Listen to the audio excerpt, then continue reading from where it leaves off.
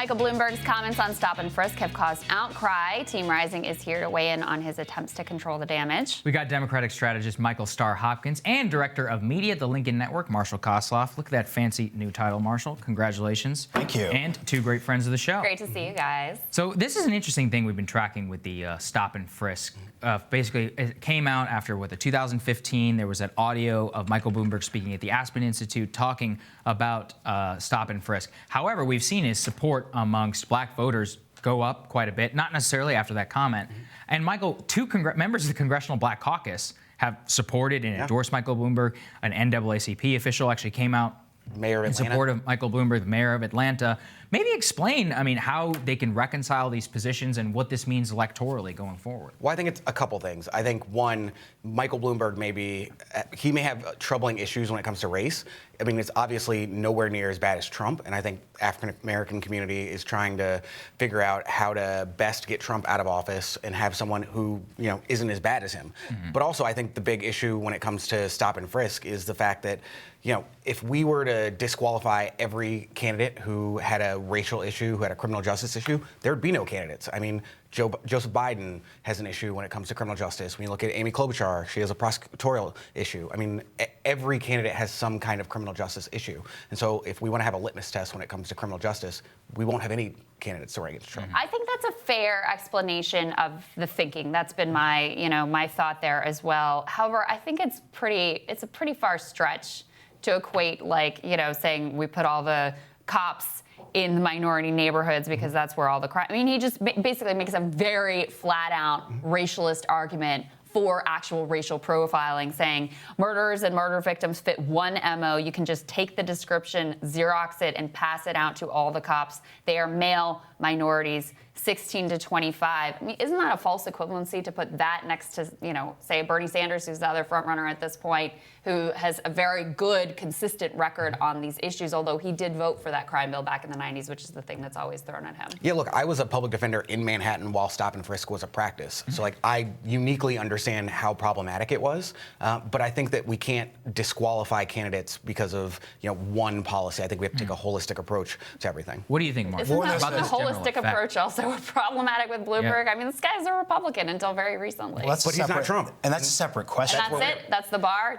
Don't be Trump? Honestly, for the primary right now, it is, can we beat Trump? Who is the best person who can beat Trump? Because as bad as, certain candidates are, Trump is 10 times worse. Yeah, I find that thing So here's the thing. troubling.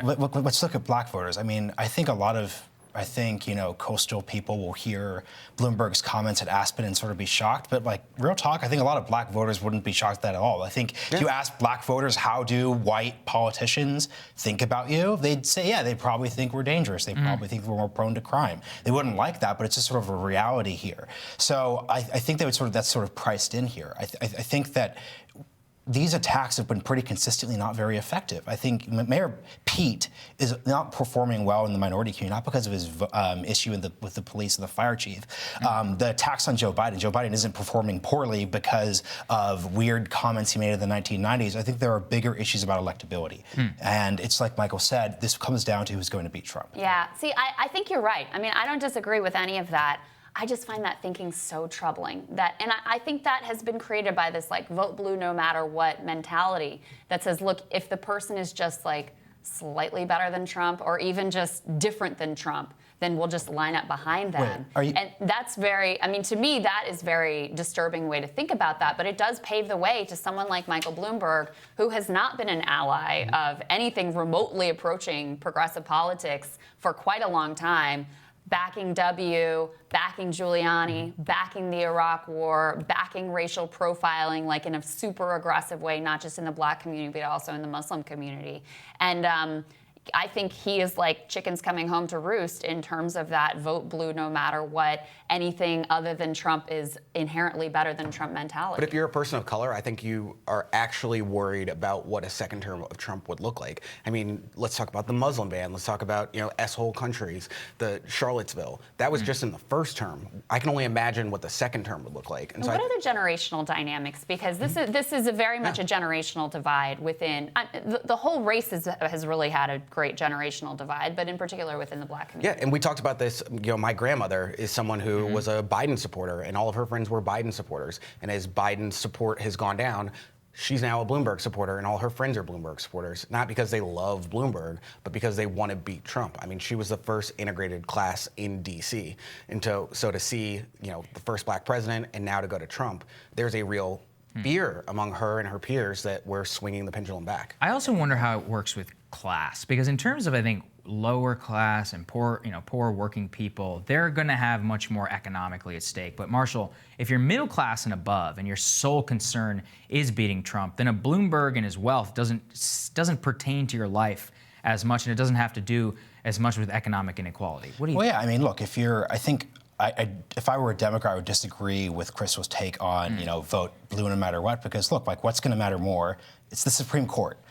It's going to be these major executive level decisions, everything from sort of regulation to foreign policy. And yes, we could relitigate policing decisions in 2015, but that's just sort of a really strange sort of metric here. And I think that, look, Michael Bloomberg, he's neoliberal. He's going to be more sympathetic to corporate America. He's going to be more sympathetic to trade deals. There's going to be some stuff with China. But if you're a Democratic voter, not on the progressive left, so what? I don't think that's a particularly convincing case, especially to the Black community, which is not voting on Medicare for all. I get why if you're a progressive Bernie supporter, that could make sense, but I just don't think that the Black community is not voting on Medicare for all, because healthcare is the #1 issue for African American voters, just as it is for every other voter in the Democratic primary. Yeah, but with these polls, if you poll millennials, climate change is their #1 issue too. I think if you sort of rank these two things, I would bet if you looked at Black voters in South Carolina, for example, and said which would you rather have, Medicare for all or a second term for President Trump, I think it'd be very easy that they wouldn't make that same. Whereas a Bernie constituency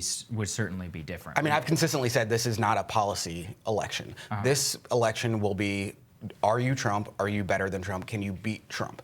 In 2024, we can relitigate policies. We can talk about Medicare for all, but no one is voting on Medicare for all. How can you say that when Bernie Sanders is the front runner right now? Because that just doesn't make any sense. Well, because Bernie Sanders hasn't run. Bernie Sanders has won in 2 white states. So but his coalition is the most diverse of any of the candidates.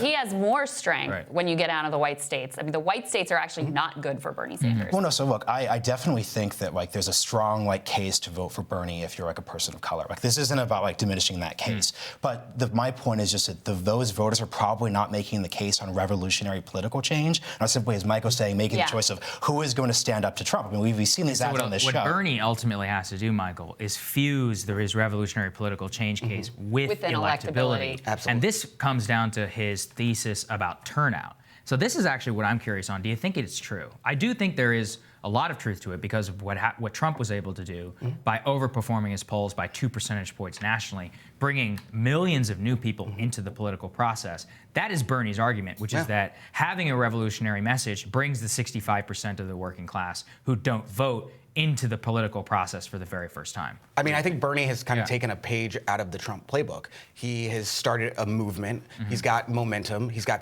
people fired up. And now he has people like me who have been very critical of him saying, if Bernie's the nominee, I'll vote for him. That's kind of the Trump playbook. Trump, for the longest time during the primary, people took him as a joke, said that he would never be the nominee. Then when he became the nominee, they said, oh, he won't make it through. And he ended up getting Republicans to kind of circle the wagons around him. I think the same thing is happening with Bernie right now. We'll see, though, if he can make it to the general. Very interesting. All right, guys, Thanks, stick with us. More right after this.